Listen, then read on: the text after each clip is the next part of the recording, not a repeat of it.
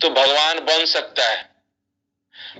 इंसान को कहीं किसी से कुछ लेने की, दरिद्रता की कहीं आवश्यकता नहीं पड़ पाएगी।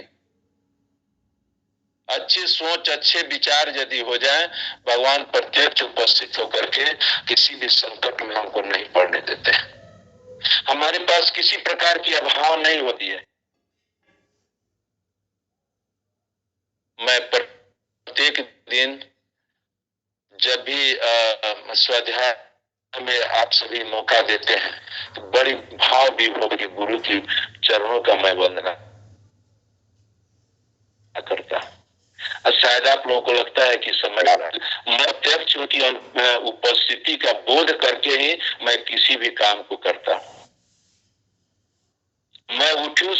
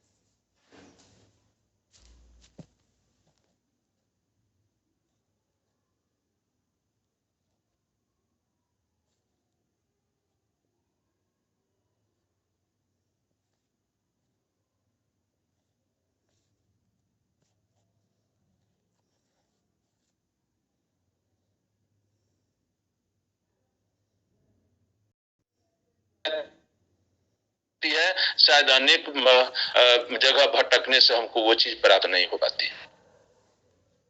संतुष्टि मुझे इसी बात की जाती है कि मैं प्रारंभिक समय में 14 वर्ष तक ईसाई मिशनरी में मैंने रहा, और वहां पर भी मैं साधना में सुबह शाम दोपहर जब भी जो भी नियमावली था उसको मैं पालन करते आया। दुर्भाग्य से 79 में फिर मेरे फादर का स्वर्गवास हुआ और मुझे हॉस्टल छोड़ करके घर पे आना पड़ा। और जब मैं घर पर आया तो घर पर आने क्रम में गुरुदेव हमको पकड़ लिए, किसी व्यक्ति के माध्यम से पकड़ लिए, और वो गायत्री महाविज्ञान को उन्होंने दिया। गायत्री महाविज्ञान 3 दिन में तीनों भाग पढ़ लिया, और आज मैं गुरु का शरणागत हूँ। हमारी श्रद्धा निष्ठा प्रगाढ़ होनी चाहिए। हम नहीं जानते थे कि श्री राम शर्माचार्य कोई गुरु होते हैं, लेकिन बुलाने वाला कौन है? तो हमारे गुरुदेव हैं। पकड़ने वाला कौन है? तो हमारे गुरुदेव हैं। हमारी अपने अंदर में यह बात कहने की आवश्यकता इसलिए आ गई कि हमको अपनी श्रद्धा निष्ठा प्रज्ञा को जागृत करने का प्रयास करना चाहिए। हमको आध्यात्मिक जीवन जीने का रास्ता अपनाना चाहिए। अध्यात्म के रास्ते पर हमारे जीवन में जो है महानता की ऊंचाइयों पर चढ़ने का रास्ता जो है सुप्रशस्त होते चला जाता है, मिलते चला जाता है।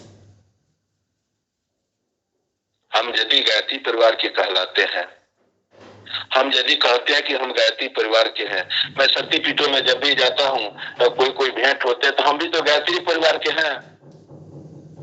आज 7-8 रोज पहले एक बहन जी आई थी शक्तिपीठ में, थोड़ा देखिए अनुशासनहीन था वहां पर, तो हमने कहा कि बहन जी ऐसा यहाँ का अनुशासन नहीं है, अनुशासन का ऐसे ऐसे पालन करना चाहिए। तो हम भी तो गायत्री परिवार के हैं। गायत्री परिवार के हैं बहन जी, ठीक है, तो अनुशासन आप नहीं मान रही है। गायत्री परिवार की रहती तो अनुशासन आपके मन में रहता। गायत्री परिवार श्री राम शर्माचार्य के शिष्य पूरे अनुशासित होते हैं।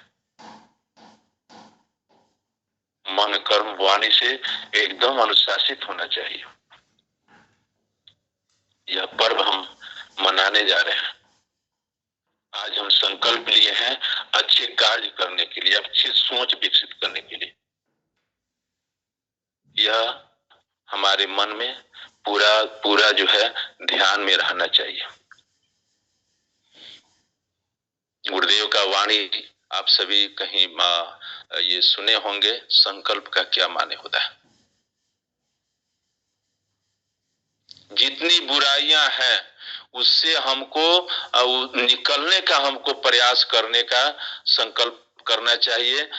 जितने भी बुराई हैं उस बुराई में से हम अच्छाई को ध्यान में रखते हुए वहां से निकल करके हम सूर्य, हमारे इष्ट सूर्य गायत्री के चरणों में शरणागत होने के लिए होना चाहिए।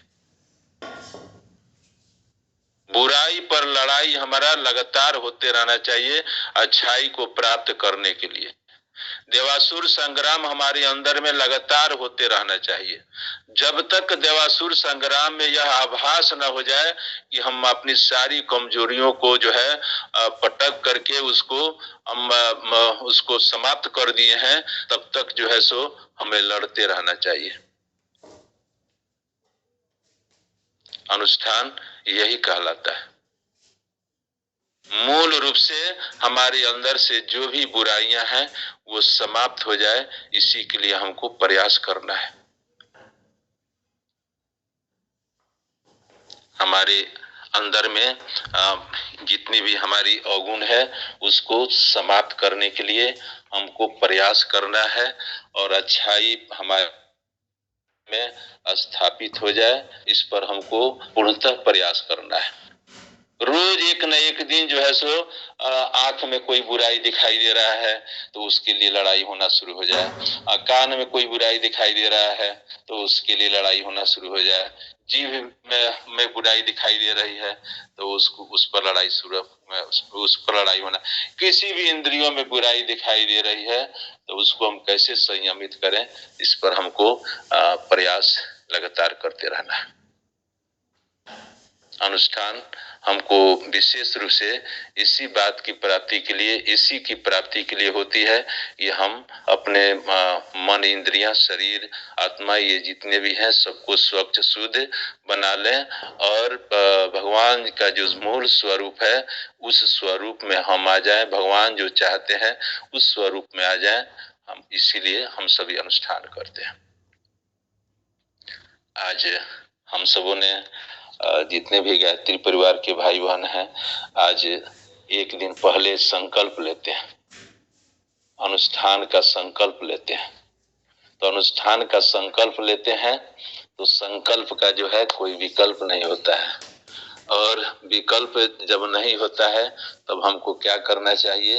एक ही बात हमने जो मन में आज संकल्प कर लिया कि मैं गायत्री साधना करूंगा, मैं उपवास रहूंगा, का त्याग करूंगा, मैं समय का पालन करूंगा, मैं इंद्रियों को संयमित रखूंगा, ये क्रमबद्ध हमारी प्रयास जारी रहना चाहिए। और मन में ठान लें कि हम कल से 3:30 बजे उठ जाऊंगा, 4 बजे उठ जाऊंगा, तो निश्चित है कि कोई ना कोई घंटी बजा देता है और 4 बजे 3:30 बजे नींद हमारी टूट ही जानी है। और उठते उठते तुरंत जो है ऐसे दैनिक दिनचर्या में जो है अन्य काम जो है सो हम करना शुरू कर देते हैं। बहुत सारे लोगों को हम देखते हैं, लेकिन पहला हमारा काम शरीर शुद्धि, आत्म शुद्धि, इसके लिए फिर शक्ति का अर्जन करने के लिए ये पहला काम करने के बाद ही हमको कोई काम करना है। ये मन में हो जाना चाहिए कि हम पहले आत्मिक उत्थान के लिए, आत्म कल्याण के लिए, शरीर के कल्याण के लिए कर लेंगे, उसके बाद ही जो है सो अन्य जो भी जिम्मेवारी है उस पर हम लगेंगे। न तो ऐसा होता है कि सुबह में उठे और अन्य काम करना शुरू कर दिए और उसी काम में जो है सो उलझे फिर जो है सो लेट होता है और समय का कोई ख्याल नहीं है, और किसी भी समय जो है जब समय मिला तब बैठ गए, जब किए बलहार किए, बस हो गया। ये बात नहीं होना चाहिए। समय का जरूर ध्यान होना चाहिए, समय का जरूर पालन करना चाहिए। तो संकल्प हम सभी जो आज लिए हैं, तो संकल्प का मूल रूप से अर्थ होता है किसी अच्छी बात को करने का दृढ़ निश्चय करना। संकल्प हम जो आज लिए हैं, तो जरूर हम सबों के अंदर में कुछ न कुछ यह बात जरूर आई होगी कि किसी अच्छी बात को करने का दृढ़ निश्चय करना। और यह दृढ़ निश्चय करना जो है, सनातन धर्म में किसी भी पूजा पाठ अनुष्ठान या जाप करें, जाप करने से पहले संकल्प करना अति आवश्यक होता है। और बहुत सन्यासी वगैरह जो होते हैं, तो वो अक्षत पुष्प सुपारी वगैरह कुछ लेकर के नहीं भी बैठे, तो उनके अंदर में वह माहौल बन चुका है, वैसी शक्ति उनके अंदर में आ चुकी है, वो कहीं विचलित नहीं होते। उनका तो हर पल हर क्षण संकल्पवान ही होता है। लेकिन जो इस मानव शरीर में आए हैं, घर गृहस्थी में हैं, तो वो बहुत उनके मन मस्तिष्क में बहुत सारी बातें उपस्थित रहती है, बहुत सारी जिम्मेवारियां रहती है, तो उनमें भटकने की आवश्यकता होती है, संभावना होती है। विकल्प जो है सो टूटने का भी, संकल्प टूटने का भी संभावना रहता है। तो निश्चित रूप से हमको कोई भी पूजा पाठ धर्म अनुष्ठान करने के पहले संकल्प हम सबों को कर लेना चाहिए। संकल्प करना बड़ा ही आवश्यक होता है, और बिना संकल्प के शास्त्रों में पूजा जो है अधूरी मानी गई है। कोई व्यक्ति ऐसा होंगे कि हाँ चलिए हम कल से कर लेंगे, तो ऐसी भी बात नहीं होना चाहिए। भगवान के समीप बैठ करके उपासना के क्रम में जो है भगवान के करीब बैठे, गुरु को आगे करके उनकी उपस्थिति का बोध करते हुए हमको संकल्प कर लेना चाहिए। और मान लीजिए कोई उपाचार्य नहीं दिखाई दे रहे हैं, तो आप गुरु की उपस्थिति, कोई ऐसी बात नहीं है कि आप के अंदर में गुरु नहीं बैठे हुए हैं। हाँ है, हमारे में हिंदू धर्म में विधि विधान है कि उपाचार्य की उपस्थिति में, आचार्य की उपस्थिति में ही हमको संकल्प लेना चाहिए, उन्हीं के द्वारा संकल्प लेना चाहिए। लेकिन गायत्री साधक के अंदर में गुरु जो है सो प्रत्यक्ष अनुभूति होते रहते हैं, तो हमको स्वयं भी बैठ करके हम संकल्प ले सकते हैं। और मान्यता ये भी है कि संकल्प के बिना जो भी की जाती है पूजा पाठ, वो सारा इंद्र देव को, जैसे कुछ बातें आई हैं, तो उसमें इंद्र देव जो है बिना संकल्प का जब पूजा पाठ कोई भी अनुष्ठान करते हैं, तो इंद्र देव को मिल जाता है। बिना संकल्प का किया गया कोई भी अनुष्ठान इंद्र देव को मिल जाता है। इसलिए पहले संकल्प लेना हमारे लिए बहुत जरूरी होता है। किसी भी पूजा पाठ अनुष्ठान के पहले संकल्प लेना बड़ा ही अनिवार्य होता है। और संकल्प जब हम लेते हैं, तो उसका पूर्ण रूप से अर्थ समझ करके हमको संकल्प लेना चाहिए। और संकल्प जो है उसका अर्थ अब जब हम नहीं समझते, मान लीजिए कि हम गायत्री साधना अनुष्ठान हम कर रहे हैं, गायत्री का अर्थ हमको मन में लाना चाहिए। इष्ट को उस इष्ट का शक्ति हम हमारे मन मस्तिष्क में पूरा सामने स्पष्ट रहना चाहिए। उनकी क्या क्या शक्तियां हैं, हमको उनका स्पष्ट माने हमको समझना चाहिए। और ऐसे जब पूरा हम समझ करके अनुष्ठान करते हैं, संकल्प लेते हैं, तो निश्चित ही हम जिस कार्य की सिद्धि के लिए हम अनुष्ठान कर रहे हैं, तो निश्चित ही वह पूरा हो जाती है। संकल्प लेने का अर्थ यह होता है कि हम इष्ट देव और स्वयं को साक्षी मानकर संकल्प ले रहे हैं। हम स्वयं को जो है इष्ट देव और स्वयं को साक्षी मानकर संकल्प ले रहे हैं। अब मान लीजिए कि हम गायत्री में अनुष्ठान का हम संकल्प ले रहे हैं, तो हाँ गायत्री अनुष्ठान का संकल्प ले रहे हैं, तो सूर्य सविता गायत्री माता का जरूर हमको ध्यान कर लेना चाहिए, गुरु को जरूर ध्यान कर लेना चाहिए। यह बात का ध्यान करते हुए हमको अनुष्ठान करना चाहिए। और हम जो पूजन करते हैं, संकल्प जो ले रहे हैं, उस संकल्प में जब पूजन कर्म जो हम करते हैं तो बहुत सारी इच्छाओं की पूर्ति के लिए हम लोग करते हैं। निश्चित है कि अधिकतम भाई बहन जो होते हैं किसी न किसी काम की पूर्ति के लिए, इच्छा की पूर्ति के लिए ही अनुष्ठान करते हैं। और इस संकल्प को जब हम पूरा कर लेते हैं तो संकल्प लेते समय हमको हाथ में जो है जल ले लेना चाहिए और हमारे प्रथम पूज्य जो है हमारी संस्कृति के अनुरूप गणेश भगवान होते हैं, उनके सामने रख करके संकल्प करना चाहिए। और संकल्प जब हम करते हैं तो बिना किसी बाधा के पूरा हो जाता है। गणेश भगवान से बहुत बड़ी प्रेरणा मिलती है और यह परंपरा जो है हमारी बहुत पहले से चलती आ रही है। तो संकल्प शक्ति जो है सो बहुत ही मजबूत होती है।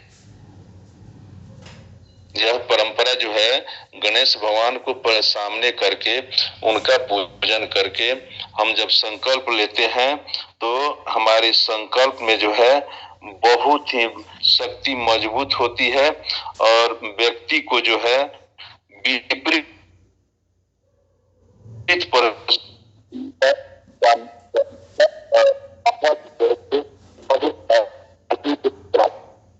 इसलिए संकल्प करना बहुत आवश्यक होता है। संकल्प हम गणेश भगवान के सामने ये संकल्प जब हम नहीं ले तो विषम परिस्थितियां जाती है तो जो है हम विचलित हो जाते हैं। इसीलिए हमारी जो परंपरा है, संस्कृति है, उसको भी हमको ध्यान में रखना चाहिए। हम उस संस्कृति को यदि नहीं मानते हैं, बहुत सारे बात उसमें जोड़ते रहते हैं, घटाते रहते हैं, तो यह जो परंपरा बनी है इसका कुछ न कुछ मूल उद्देश्य किसी न किसी वैज्ञानिक तथ्य को सामने प्रदर्शित करता है और उसका लाभ जो है सो प्रत्यक्ष मिलता है। इसलिए हमको उसको भी देख करके ध्यान दे करके चलना है, उसको इग्नोर नहीं करना है, छोड़ना नहीं है। और जितने भी देवी देवता की भी जो बात आती है और सबके पीछे कुछ न कुछ वैज्ञानिक रहस्य होता है, हम समझ नहीं पाते हैं। हम सिर्फ जो है उसका गुण रहस्य, उसका गुण माने नहीं समझने के कारण हमको जो है कुछ प्राप्ति नहीं हो पाती है। इसीलिए हम बहुत ज्यादा चढ़ावा पर ही जो है लिप्त हो जाते हैं, हमको कुछ प्राप्त नहीं होता है। कोई भी आकृति देवी देवता की होती है, कुछ न कुछ हमको प्रेरणा देने के लिए ही वो आकृति बनाई गई है। और जैसे हम उस आकृति का हम ध्यान करते हैं तो उस देवी देवता की शक्ति जो है सो उस जैसे उनका आकृति का ध्यान करते हैं तो उस आकृति के ध्यान करने के माध्यम से, उस आकृति के माध्यम से जो दैवी शक्ति विश्व ब्रह्मांड में जो फैली हुई है, उस जैसे आकृति का ध्यान करते हैं वह दैवी शक्ति हमारे अंदर में बड़ी तेजी से आकर के प्रवेश करती है। इसलिए देवी देवताओं का भी जो रूप का स्वरूप का निर्धारण जो किया गया है वह गलत नहीं है। वह गलत इसलिए नहीं है, जो क ख ग घ शुरू करने वाले हैं तो उनके लिए बहुत आवश्यक है। और जो ज्ञान तक पहुंच गए हुए हैं, क ख ग जो पढ़ना शुरू किए हैं, ज्ञान तक जो पहुंच गए हैं, तो उनको देवी देवता की आकृति को ध्यान करने की आवश्यकता नहीं है। जो गायत्री साधना में जो प्रवीण हो गए हैं उनको आकृति की आवश्यकता नहीं होती है। वह बिना आकृति के भी निराकार भी यदि साधना करते हैं तो शक्ति जो है उनके अंदर में, उनको चूंकि दैवी शक्ति को पकड़ने की क्षमता उनके अंदर में विकसित हो चुकी है। वो छंदों में मैं गायत्री हूँ, गायत्री छंदसामहम, वह बात उनको जानकारी हो चुकी है कि छंदों में जब गायत्री है तब उनको कैसे पकड़ सकते हैं। गायत्री साधना एक कला भी होता है। हम कैसे शक्ति को अपने अंदर में धारण करें, वायुमंडल से खींच करके कैसे अपने अंदर में स्थापित करें, उनमें एक कला हो जाती है। तो वह व्यक्ति किसी आकृति को देखे या ना देखे, उनके अंदर में शक्ति आकर के बैठ जाती है। लेकिन अक्सरहा गुरुदेव ने कहा कि सूर्य के अंदर में माता का स्वरूप, देवी का स्वरूप ध्यान करके हम जप करते हैं तो हमारे अंदर में एक ममत्व की भाव उत्पन्न होती है, और ममत्व की जब भाव उत्पन्न होती है तो बड़ा स्नेह, दुलार, श्रद्धा, प्रेम, भक्ति जो है उमड़ जाती है। और श्रद्धा भक्ति से जब हम कोई काम करते हैं, पूजा जब तक, तो निश्चित रूप से उस आद्य शक्ति की कृपा जो है हमारे ऊपर बरस जाती है। एक वैज्ञानिक रहस्य है। तो इसलिए हमको यदि हम सूक्ष्म शक्ति को पकड़ने में सक्षम नहीं है, निराकार साधना करने में सक्षम नहीं है, तो हम निराकार नहीं करें, हम साकार ही साधना करें। हमको जबरदस्ती नहीं करना है। हमारे अंदर में श्रद्धा भक्ति का भाव, विश्वास का भाव निश्चित रूप से रहना चाहिए। हमारी संस्कृति श्रद्धा भक्ति विश्वास के रूप में माना गया है। श्रद्धा यदि नहीं है तो हम कुछ भी दैवी शक्ति प्राप्त करने के लायक नहीं है। भक्ति नहीं है तो पर भी हम कुछ भी शक्ति हम नहीं प्राप्त कर सकते हैं। विश्वास यदि नहीं है तो पर भी जो है हम कुछ नहीं प्राप्त कर सकते। इसलिए श्रद्धा भक्ति विश्वास के साथ जो हम पूजा पाठ जब तक करते हैं तो हमारी भावना में जो है वह शक्ति आकर के बैठ जाती है। और जब शक्ति जब बैठ जाती है अपने अंदर में तो हमारा भाव विचार जो है बड़ा ही उत्तम होता चला जाता है, और सारे लोगों के बीच में हम पूजनीय होते चले जाते हैं। और इसका जो है जो भी हम पूजा जब तब करते हैं तो अभी हम लोगों ने देखा कि गणेश भगवान को सामने करके यदि हम संकल्प लेते हैं तो संकल्प जब ले लेते हैं तो कितना हो विषम परिस्थिति रहती है, उस विषम परिस्थिति को काट करके हम जो संकल्प ले रहे हैं उस लक्ष्य, उसको प्राप्ति के लिए, उस लक्ष्य तक पहुंचने के लिए हमको वह रास्ता मिलते चला जाता है। और हम अंततोगत्वा जो है जिस काम के लिए हम संकल्प ले रहे हैं वह निश्चित रूप से पूर्ण हो जाती है और हम निहाल हो जाते हैं। तो इसका कुछ वैज्ञानिक रहस्य भी है। हम संकल्प जो लेते हैं तो इसका वैज्ञानिक रहस्य भी है, इसका वैज्ञानिक कारण भी है। धार्मिक दृष्टिकोण के अलावा उपवास जब हम अनुष्ठान जब करते हैं तो उपवास का एक वैज्ञानिक कारण भी होता है। उपवास जो हम करते हैं उसका अवलोकन किया जाए तो उपवास जो है मानव शरीर को तीन प्रमुख जो है गतिविधियों को अपने अंदर में करने और धारण करने की क्षमता विकसित करने में मदद भी करता है। तो उसमें पहला कारण ये होता है, जब हम अनुष्ठान करते हैं तो कल से हम लोग उपवास करेंगे। तो उपवास जब करेंगे तो उपवास का पहला हमको क्या लाभ मिलेगा? हमारे शरीर के अंदर में बहुत सारे ऐसे खान पान होते हैं जिसके वजह से जो है सांस लेते हैं, जिसके वजह से हमारे शरीर में विष पैदा हो जाता है। और वह विष जब जमा होते चला जाता है तो शरीर में बीमारी पैदा करके वह जो है शरीर का नाश करता है। और जब विष जब जमा होने का मुख्य समय जो होता है तो वो दो समय बड़ा महत्वपूर्ण होता है। एक जब जाड़ा जब की विदाई हो जाती है और गर्मी आना शुरू हो जाती है, वो समय होता है। और फिर जो है एक ऐसा होता है गर्मी की विदाई होती है। यही दो समय जो होता है बहुत सारी बीमारियों को आगमन देने वाला, बुलावा देने वाला समय रहता है। तो उस समय में अनुष्ठान जब मनुष्य करता है, हम सभी जब अनुष्ठान करते हैं तो हमारे शरीर के अंदर में जितने भी विष जमा रहते हैं तो विष का क्षय करने का कारण हम अनुष्ठान जो करते हैं उस समय में जो है उपवास जो करते हैं, उसी के आधार पर वह विष का जो है नाश होता है। दो नवरात्र हम करते हैं, साल में दो नवरात्र हम करते हैं।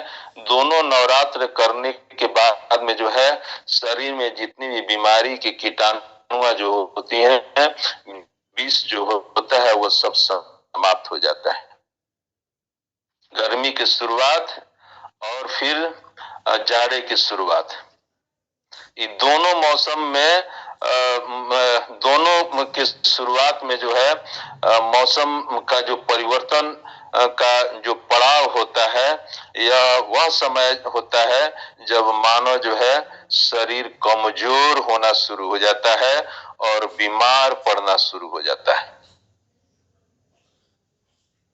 और मानव शरीर जो है कमजोर होना और बीमार पड़ने के लिए अति संवेदनशील होना जब वह समय जब प्रवेश कर जाता है, तो इसलिए जो है हमको हल्का आहार लेना आवश्यक होता है। और शरीर की जितनी भी कोशिकाएं जो होती हैं, वो उन कोशिकाओं को जो है एंटीऑक्सीडेंट जो है उत्पन्न करने में मदद करता है। उपवास जो है, हम जो हल्का जो आहार लेते हैं, इसलिए आवश्यक है कि हमारे अंदर में जो है विष को समाप्त करने की क्षमता विकसित हो जाती है और शरीर में जो कोशिका जो बनते रहती है। हमारे श्रद्धेय डॉक्टर साहब इस बात को विशेष रूप से बताए भी हैं और फिर आगे बताएंगे भी कि कोशिका का बनना और बिगड़ना हमारे शरीर में कितना आवश्यक होता है। कोशिका कौन बिगड़ेंगी, कौन बनेंगी, उससे क्या हमको लाभ होगा, तो ये हमारे खान पान और रहन सहन के ऊपर भी डिपेंड करता है। और वो काम जो है जब हम अनुष्ठान करते हैं, बहुत सारे लोग कहते हैं कि चलिए कौन उपवास करने जाए, हम खा करके ही करेंगे, जब कर लेंगे सब हो जाएगा। भैया ये तो वैज्ञानिक तथ्य इसमें छिपा हुआ है। अनुष्ठान करने का वैज्ञानिक रहस्य है। अनुष्ठान में हम उपवास रहते हैं, गलत बात नहीं सोचते हैं, गलत काम नहीं करते हैं, हम जितना भी गलत है उसको वर्जित करते हैं। शरीर का शोधन, आत्मा का शोधन, मन का शोधन, इंद्रियों का शोधन, ये सब हम करते हैं। अनुष्ठान में ही सारी शोधन हम करते हैं। तो उपवास एक बहुत बड़ा हमारे अंदर में शरीर को स्वस्थ रखने के लिए, स्वच्छ मन को बनाने में बहुत बड़ा एक सहायक सिद्ध होता है। तो उपवास हमारे लिए बहुत जरूरी होता है। और साधक उपवास न करे, सुपाच्य आहार न ले, अनुष्ठान के क्रम में शरीर का शोधन, आत्मा का शोधन, मन का शोधन, इंद्रियों का शोधन नहीं करे, तो फिर किस बात का अनुष्ठान, किस बात की संकल्प हम ले रहे हैं? तो संकल्प तो हमारा बेकार हो रहा है।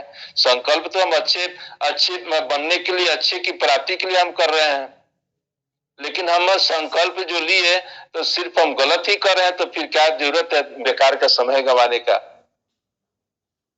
उपवास जरूरी होता है।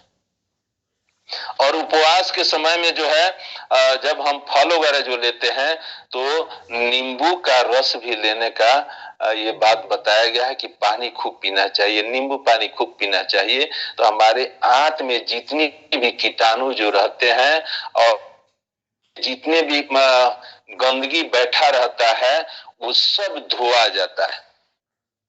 जिस तरह से गाड़ी का सर्विसिंग होता है, 2 महीना 3 महीना जो है गाड़ी चला और सारे मशीन में जो है सो जंग लग गया, काई बैठ गया, गंदगी बैठ गया, तो गाड़ी चलने में दिक्कत होती है।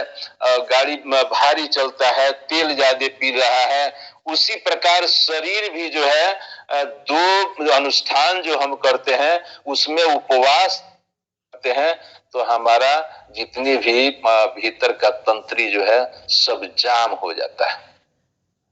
और सबसे बड़ा शरीर के अंदर में रोग पैदा करने का सबसे कारक क्या होता है? आंत होता है। आंत को धोने का बहुत बड़ा एक माध्यम हो जाता है उपवास करना। और उपवास करने के क्रम में जल प्रचुर मात्रा में लिया जाता है। और वो जल भी जो है सिर्फ जल ही न रहे, जल के साथ नींबू रस भी होना चाहिए। और नींबू रस का कितना कमाल होता है, आप उसका सेवन करेंगे तब आपको मालूम होगा।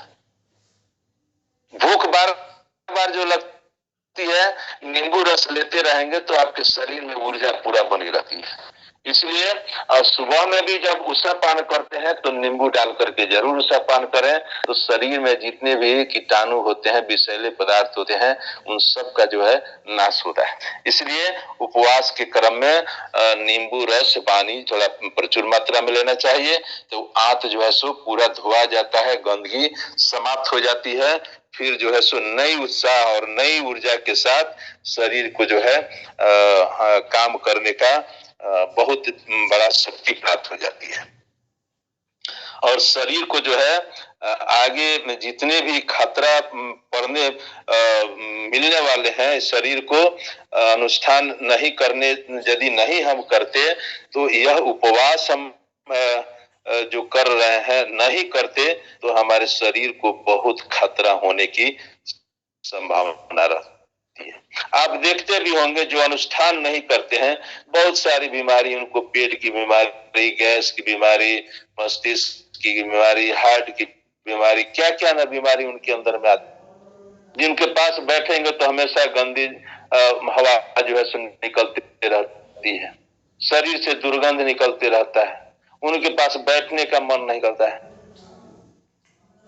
तो शरीर का शोधन बहुत आवश्यक होता है, हाथ का शोधन बहुत आवश्यक होता है। और यदि हम सभी धार्मिक व्यक्ति हैं, तो हमारा मन यदि संतुलित रखना है, मन को शांत रखना है, तो अनुष्ठान के क्रम में उपवास हमको जरूर करना चाहिए। यदि हम उपवास करते हैं तो हमारे अंदर में जितने भी विषैले पदार्थ होते हैं, वो उपवास जब करते हैं तो वो सब जो है सो समाप्त हो जाते हैं। तो आने वाले समय में हमारे शरीर में भारी भारी बीमारी होने का कोई सवाल नहीं उत्पन्न होता है, उन खतरों से हम बच जाएंगे। जितने भी हमारे शरीर में जब हम उपवास करते हैं और हमारे शरीर में जितने भी खतरा पैदा करने वाले अपशिष्ट जो पदार्थ होते हैं, उत्पाद जो होते हैं, उन सब को हटा देने में उपवास हमारा बहुत ही मददगार सिद्ध होता है। एकदम छान करके पूरा प्योर कर देता है शरीर को। जिस तरह से रिफाइन मशीन लगा रहता है, मान लीजिए कि तेल हम लोग के पास जो आता है तो उसको भी रिफाइन किया जाता है। पहले सरसों डाला गया, वो पेराया, और पेराने के बाद में जो है सो फिर उस तेल को जो है उसमें जितना कचरा रहता है उसको हटाने, फिर रिफाइन वाले मशीन में डाला जाता है, और जब फुल रिफाइन हो जाता है तो उसमें कहीं से भी कुछ ही गंदी नहीं दिखाई देता है, एकदम शीशा की तरह दिखाई देता है। यही काम करता है उपवास हमारे अनुष्ठान के क्रम में। उपवास जिस दिन अनुष्ठान आप समाप्त करते हैं, आप मिलाइएगा, जब अन्न लेना शुरू करते हैं उस दिन शरीर बड़ा भारी रहता है।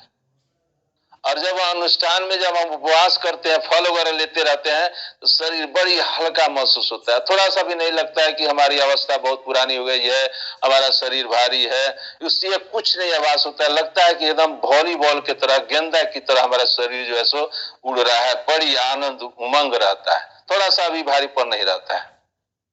और वही जब अन्न ले लेते हैं तो शरीर एकदम भारी, नींद आना शुरू हो जाता है। आलस्य प्रमाद जो है, ये सब जो है सो अन्न में वो सब रहता है, लेकिन फल जब हम लेते हैं तो वो सब आलस्य प्रमाद जो है सो सारे समाप्त हो जाते हैं। वो सब हमारे अंदर में विषैले पदार्थ के ही वजह से आलस्य आना, नींद आना, मैथुन आना, इंद्रियों को असंयमित रहना, ये सब इसी कारण आते हैं जो कि हम भीतर से पूरी सफाई जो है सो सर्विसिंग नहीं करते हैं। और यही सर्विसिंग करने के लिए हमको साल में 2 अनुष्ठान आता है, उस अनुष्ठान में शरीर का सर्विसिंग कर लेना चाहिए। बड़ी सरल भाषा में हम बात आपको बता रहे हैं, क्यों जरूरी है हमको अनुष्ठान में उपवास रहना। अब आप समझ सकते हैं कि अनुष्ठान में उपवास रखना इस शरीर के लिए कितना आवश्यक होता है। अभी मौन अनुष्ठान में बहुत नहीं बोलना चाहिए, अलबल बातें नहीं करना चाहिए, बहुत जहां तहां कुछ कुछ अन्य के सामने दृष्टि नहीं मिलाना, शरीर का स्पर्श नहीं करना, ये सब विज्ञान सम्मत बात है। भीतर जो हमारी शक्ति भरी पड़ी है, अब मौन यदि हम रहते हैं, हम शक्ति जो खींचते अपने अंदर में, जो खींच करके धारण करते हैं, हम बोलते हैं अनुष्ठान के क्रम में, और जो साधनात्मक व्यक्ति नहीं रहते उनके सामने हम बोलते हैं तो हमारी ऊर्जा का क्षरण होता है। और जितना ही हम कम बोलेंगे, अथक प्रयास करना चाहिए। हमारे समझे डॉक्टर साहब के द्वारा जो मौन जो रखा जाता है, आप इसका कमाल आप जान लें, मौन का कितना कर्मात होता है, कितना महत्व होता है। आप अभी विगत समय में दो आप क्लास में देखे कि डॉक्टर साहब के द्वारा जो है, जैसे ही अपनी बात को डॉक्टर साहब ने रखे तो वो डॉक्टर लोग जो है सो क्लास में स्वाध्याय में आने के लिए तैयार हो गए। अभी बहुत सारे लोग जो है सो भयभीत हो जाते हैं कि हम कैसे सेना के बीच में जाएंगे। समझ लीजिए कितनी कितनी भारी बात है ये, और कितना हल्का में डॉक्टर साहब ने इस बात को उन लोगों से मनवा दिया। तो कौन मनवाया? तो डॉक्टर साहब का मौन साधना, जो ब्रह्म बल की जागृति होती है, ब्रह्म की जो शक्ति की जागृति होती है, वो कमाल दिखा देता है। उन सबसे बड़ा सिद्ध हो गए डॉक्टर साहब वहां पर। जितने भी कमांडेंट हो या कोई भी अफसर हो, जब इनकी बात को मान लीजिए तो उन सब में बुद्धिमान और सुम्य शक्तिशाली इनको समझा जाता है, क्योंकि इन्होंने जो बात रखा, बलात् भगवान देवी शक्ति ने उनको मनवा दिया। ये कमाल क्या है? मौन की, सकारात्मक सोच की, सकारात्मक चिंतन की। अनुष्ठान के क्रम में मौन बहुत अधिक कारगर सिद्ध होता है। मैं अभी डेरा पर जो रह रहा हूं, तो मुझे सुबह में कोई बातचीत करने वाले नहीं आए तो बहुत अधिक मुझे अच्छा लगता है, और सच में बड़ी आनंद आता है। सुबह से उठिए और 10:30-11 बजे तक मौन ही रहिए, हम किसी से बात भी, बहुत शॉर्टकट में फोन आता है, बहुत शॉर्टकट में बात करते हैं। तो हमको वाणी पर संयम जो है, बहुत बोलना नहीं चाहिए। मौन का अनुष्ठान के क्रम में बहुत बड़ा महत्व होता है।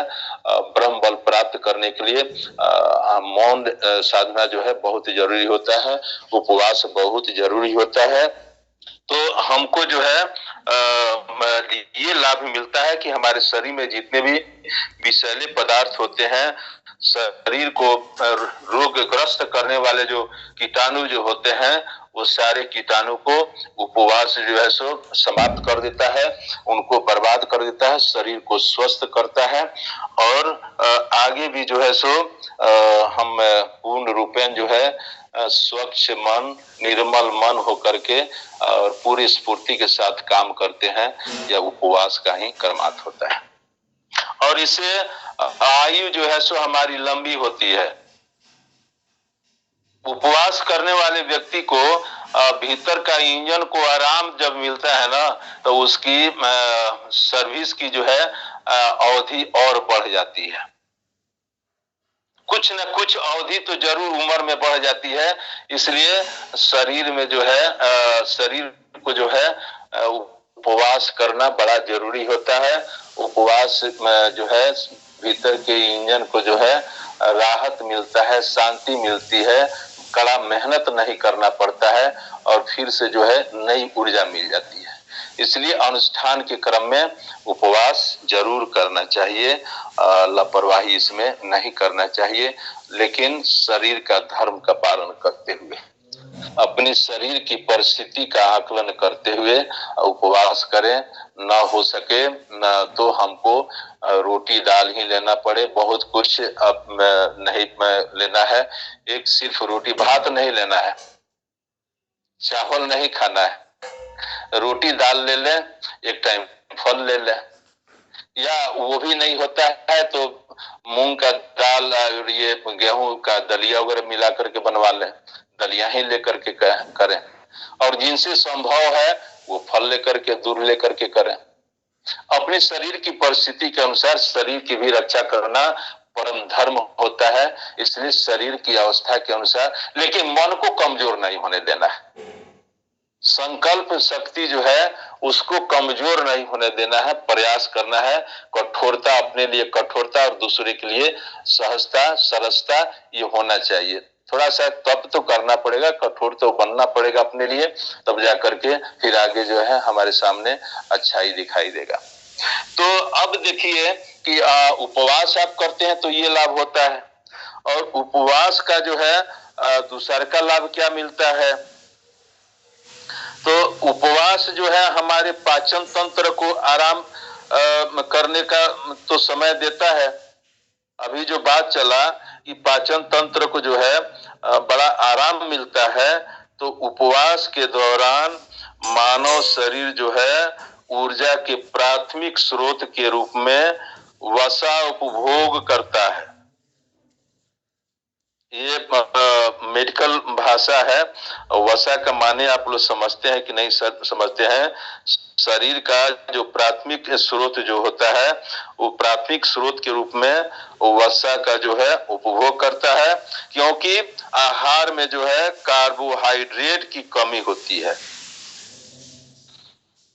हम जो भी आहार लेते हैं उसमें कार्बोहाइड्रेट की कमी होती है, और वसा का उसका अंत जो है उत्पाद की कीटोन बॉडी जो होता है, कीटोन बॉडी मस्तिष्क का ऊर्जा स्रोत होता है। वसा जो है वसा जब हमारे अंदर में जब भर जाता है तो उससे क्या उत्पाद मिलता है, तो कीटोन बॉडी होता है। उत्पाद जो है कीटोन बॉडी हो जाता है, और कीटोन बॉडी जो है मस्तिष्क का ऊर्जा जो है वो स्रोत, ऊर्जा का वह स्रोत होता है। कीटोन बॉडी मस्तिष्क का जो है ऊर्जा का स्रोत होता है, और यह नसों से जो है अधिक एसिटाइल कोलाइन रिलीज को बढ़ावा देता है, और जो अंत में जो है इसी की एकाग्रता को बढ़ाता है, और गणना करने की क्षमता, और यह जो है सेरोटोनिन की रिहाई की उत्तेजित करता है, जो खुशी के लिए हार्मोन प्रदान करता है। अब देख लीजिए कितना यह कारगर सिद्ध होता है। बहुत सारे लोग जो है उदास रहते हैं, और जब अनुष्ठान जब समाप्त होता है, इतना मन में उमंग क्यों होता है, इतना उल्लास क्यों मिलता है, और इतना जो भी काम करते हैं, पढ़ते हो या कोई भी काम करते हो, इतनी एकाग्रता आती कैसे है? तो यही तो चमत्कार है, उपवास का ही तो चमत्कार है। मानसिक संतुलन कितना बढ़ जाता है। पागलपन की जितना भी लोग जो है मस्तिष्क की बीमारी से जो ग्रसित रहते हैं, इसका कारण यह भी होता है कि वो अनुष्ठान के क्रम में उपवास वगैरह भी नहीं करते हैं। दिमागी शक्ति बढ़ जाती है। आप सुने कि ये उपवास से कितना लाभ मिलता है, और खुशी क्यों मिलती है? अनुष्ठान करने के बाद में बड़ा मन खुश रहता है, क्यों? यह यानी कि इसका असर पड़ता है। उपवास जो करते हैं इसका बहुत बड़ा लाभ हम लोगों को मिलता है, खुशहाली प्राप्त करने में और शरीर को निरोग रखने में बहुत सहायक सिद्ध होता है। इसलिए अनुष्ठान के क्रम में हम सबों को उपवास करना चाहिए। उपवास करने से एक तो मस्तिष्क को मजबूत करता है, मस्तिष्कीय शक्ति अधिक प्राप्त होती है, शारीरिक शक्ति जो है सो बहुत अधिक प्राप्त होती है, शरीर स्वस्थ रखता है, मस्तिष्क को स्वस्थ रखता है, और हमारी दिमागी हालत जो है सो ठीक करता है, और हमारे अंदर में जो है एक हार्मोन जो होता है वो ज्यादा जब पैदा होता है, हमारे अंदर में हार्मोन जो पैदा होता है तो हमको खुश रहने का एक शक्ति मिलती है, हम खुशहाल रहते हैं, और खुशहाल रहते हुए जो काम किया जाए उस काम में चार चांद लग जाता है। पंचकोशीय साधना में इसका प्रभाव जैसा खायन वैसा होए मन, तो वह आप सबों ने स्वाध्याय में इस पर विचार कर चुके हैं। तो यही बात जो हमारे अंदर में हमेशा खुशहाली जो बनी रहती है, खुशहाली का बहुत बड़ा विज्ञान इसमें छिपा हुआ है। खुश होकर के जब हम कोई काम करते हैं, मन में यह भाव पाल लेते हैं कि ये काम हम कर रहे हैं तो इसमें सफलता मिलेगी, और खुश होकर के हम काम करते हैं तो निश्चित रूप से वह काम जो है हमारी सिद्ध हो जाती है और उस काम में हम सफलता ले लेते हैं। खुशहाली का ये कर्मात होता है। तो खुशहाली जबरदस्ती थोड़े आती है। खुशहाली लाने के लिए हमको ये जड़ से काम करना पड़ता है। यही अनुष्ठान, दो अनुष्ठान जो है, और यह जो हम बना लेते हैं अपने अंदर में उपवास करके, तो यही काम जो है सो हमको 6 महीना हमको हमारे शरीर में सहायक सिद्ध होता है। अनुष्ठान हमको अनुशासन भी सिखाता है।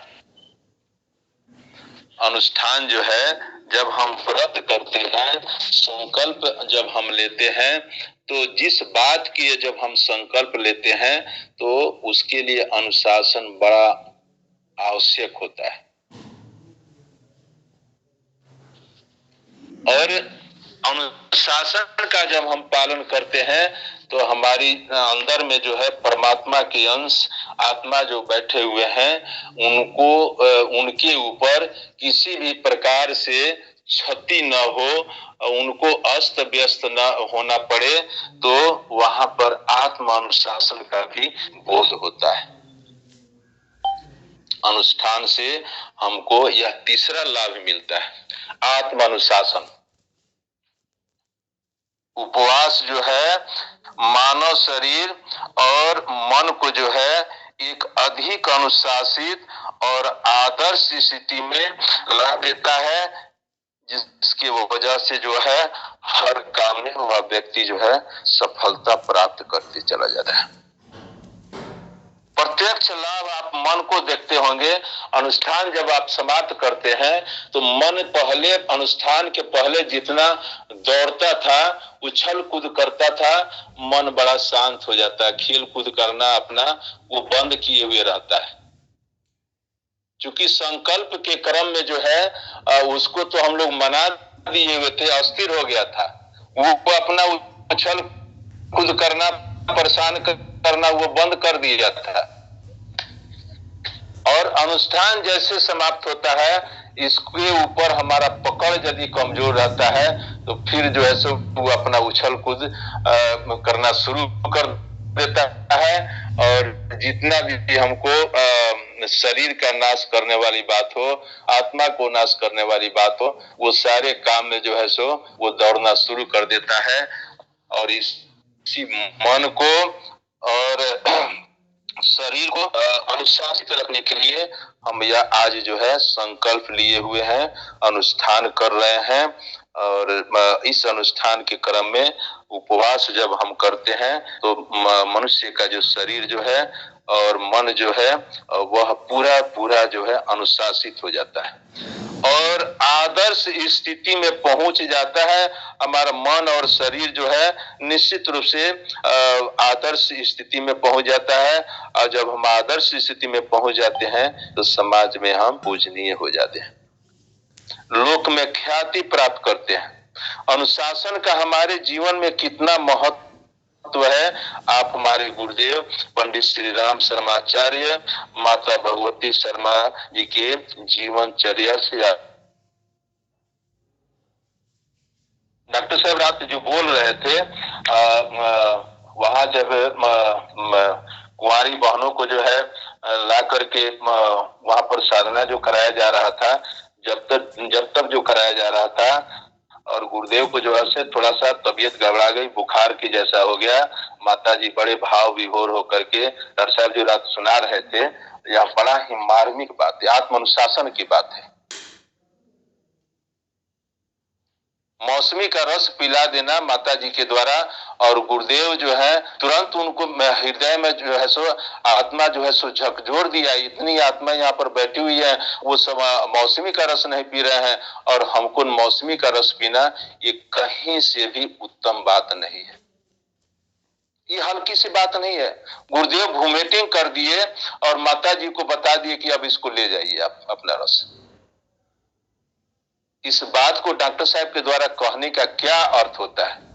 कितनी आत्म अनुशासन में गुरुदेव हो गए थे।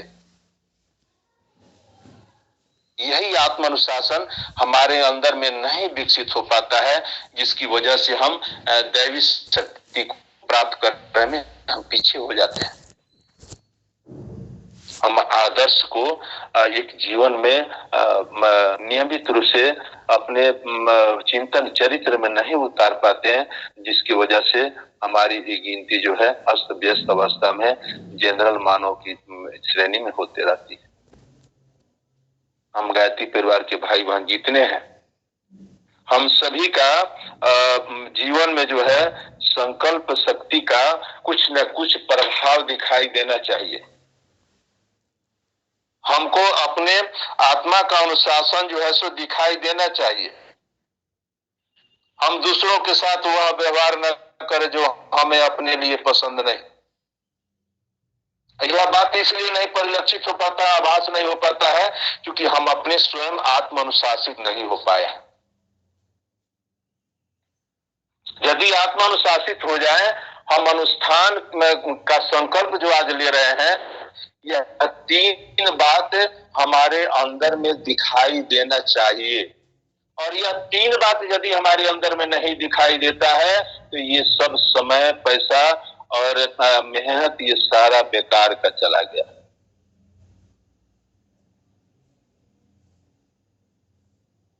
इसलिए हमको जो है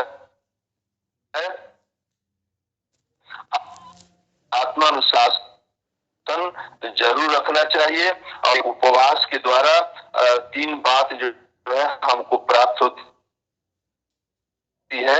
तीसरा बात जो है हमकी प्राप्ति जब और मन जो है अनुशासित हो जाता है, तो हमारे जीवन में आदर्श जो है सो दिखाई देना शुरू हो जाता है।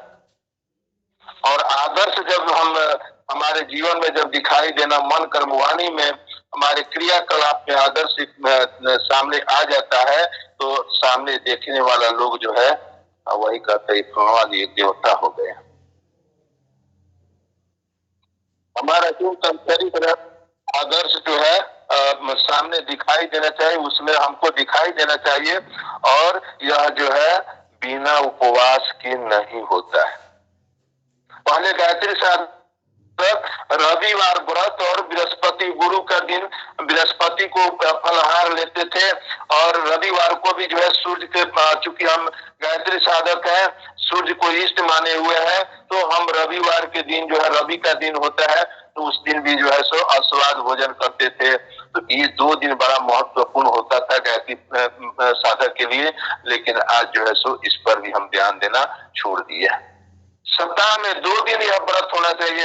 हमारे आदरणीय डॉक्टर साहब के द्वारा आप देख रहे हैं कि बृहस्पतिवार को मौन रखते हैं।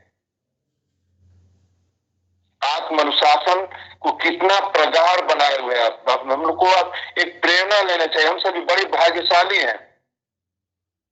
इस स्वाध्याय मंडल में हम सबों के बीच में डॉक्टर साहब के द्वारा जो आदर्श दिया जा रहा है, आप कोई बात किसी से कहते हैं तो कोई मान नहीं पाता है।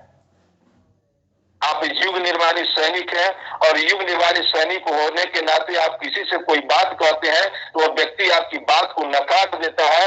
इसका माने कि आप गायत्री साधक नहीं हो पाए, आत्म अनुशासन आप प्राप्त नहीं कर पाए। हमको नियमित रूप से साधना में जो भी बात बताई गई है उसको हमको करना चाहिए। उपवास जो है जरूर करना चाहिए, और उपवास हमारे जीवन में हमारे शरीर, मन, आत्मा, इंद्रियों को ठीक करने के लिए बड़ा ही आवश्यक होता है।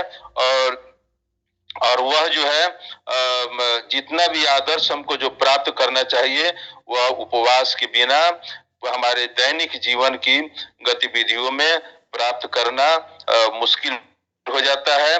और यदि हम उपवास करना शुरू कर देते हैं, दैनिक जीवन की गतिविधियों में हम उसको प्राप्त करना जब शुरू कर देते हैं, तो इसके बदले में एक और बेनिफिट बहुत आपको हमको मिल जाता है।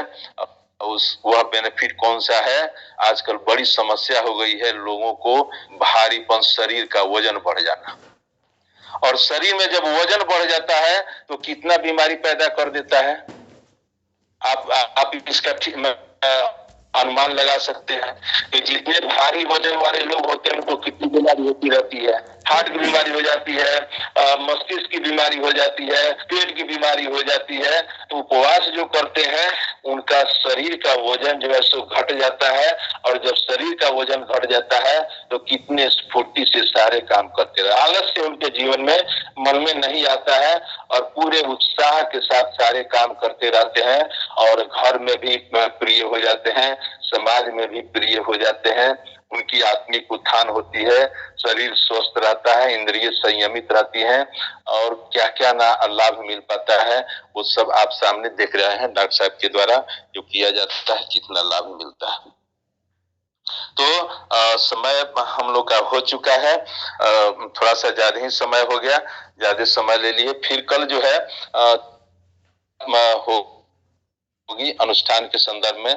और हम प्रयास करते हैं कि 9 दुर्गा सप्तशती का हम लोग जो पाठ करते हैं उससे हमको क्या शक्ति अर्जित होती है और हमको प्रत्येक दिन क्या ध्यान करना चाहिए और उसका वैज्ञानिक रहस्य क्या है। सिर्फ देवी देवता तक हमको संचित रह जाना और उससे आध्यात्मिक वैज्ञानिक लाभ क्या मिलता है इसको हम आभास नहीं करते हैं, उसका भी बड़ा प्रत्यक्ष लाभ मिलता है। तो कल हम सभी प्रयास करेंगे कि प्रथम दिन जो है जो देवी का रूप धारण ध्यान करना चाहिए उपवास करते हुए, तो इस पर भी हम लोग चर्चा करेंगे। अब आइए इन्हीं बातों के साथ अपनी वाणी को मैं विराम देता हूँ। तो इसी के साथ शांति पाठ। ओम द्यौ शांति अंतरिक्षं शांति पृथ्वी शांतिरापः शांतिरोषधयः शांतिः वनस्पतयः शांतिर्विश्वे देवाः शांतिर्ब्रह्म शांतिः सर्वं शांतिः शांतिरेव शांतिः सामा शांतिरेधि। ओम विश्वानि देव सवितर दुरितानि परासुव यद्भद्रं तन्नयासुव। ओम शांतिः शांतिः शांतिः सर्वारिष्टेषु शांतिर्भवतु। सभी भाई बहन को प्रणाम, शुभ रात्रि।